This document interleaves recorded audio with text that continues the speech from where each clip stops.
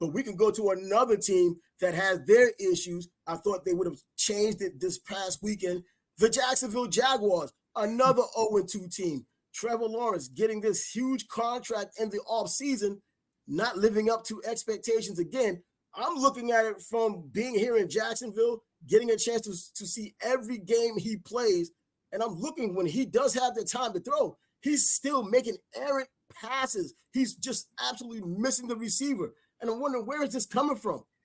We saw it last year. We talked about it last season, and then it didn't really get corrected, but they still got some wins out of it. But they're 0-2 now. The pressure's certainly on him, but with that contract, you can't do anything about it.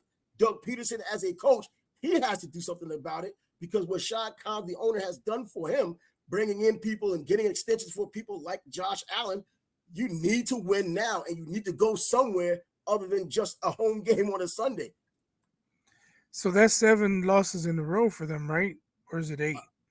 Oh, wow. I mean, going back to last year. Oh, going back to last year, I think it is 7. Yeah. They took a tailspin last year, and they're coming out struggling this year. And games they could possibly win. We waited all year practically for Trevor Lawrence's breakout game last year, and it looks like we're still waiting. They, with the weapons they have, you would think they put up more numbers, more points, but something's just not clicking down there. I don't know what's not clicking.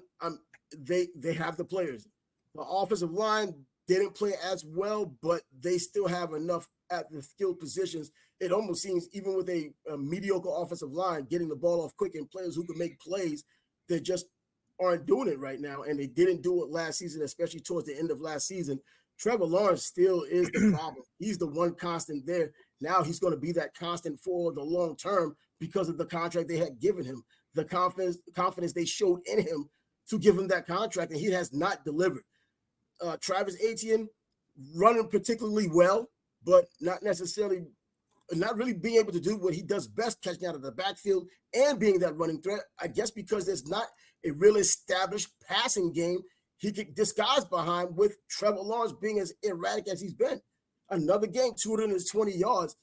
I don't know, man, for a player like that, number 1 pick overall, this huge contract, franchise player, man, you need to see a little bit more than 220 yards. And if you saw 220 yards, mix in 3 touchdowns. But I think you buried Deshaun Watson a little too early.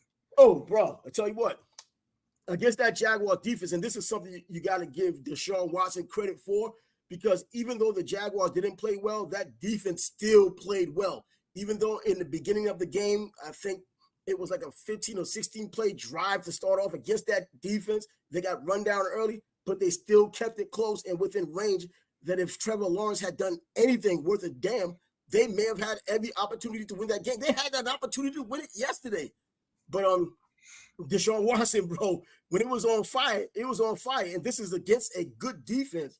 And for people who would get a chance to see the Jaguars moving forward, they do have a good defense. I'm not going to say great, but definitely a middle tier or better defense in the NFL. And Deshaun Watson, he showed up. There's just no way around it. If he can do this for the rest of the season, Cleveland's going to do better than they did last year with Joe Flacco.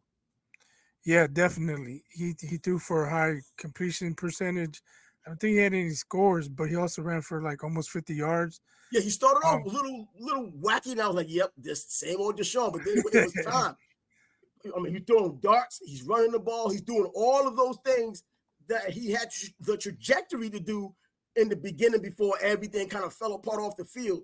When he was in Houston, it looked like he was going to be their franchise quarterback.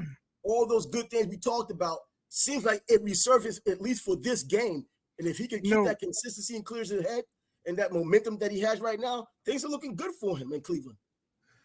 I think sometimes we forget that most starters don't play a lot in the preseason.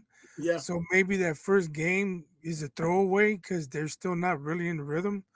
And that's why they say teams improve most from the first week to the second week. So maybe we need to chill in future seasons on attacking players after week 1. Yeah, you know what? That couldn't be more true. Attacking players, attacking teams, or exalting teams that probably may fail in week 2, like the 49ers, just going through it. right now. And just seeing how these teams are playing out, teams that you don't even consider to do anything, like New Orleans, who's looking like, hey, they're looking good as they move along. I'm not going to jump on the bandwagon completely, but I am going to acknowledge them putting up the points and playing the way they have the past 2 weeks, particularly yesterday against Dallas. And Dallas, you don't have to like Dallas, man. They're still a damn good team. They're still tough to play in Dallas, and they made it look easy.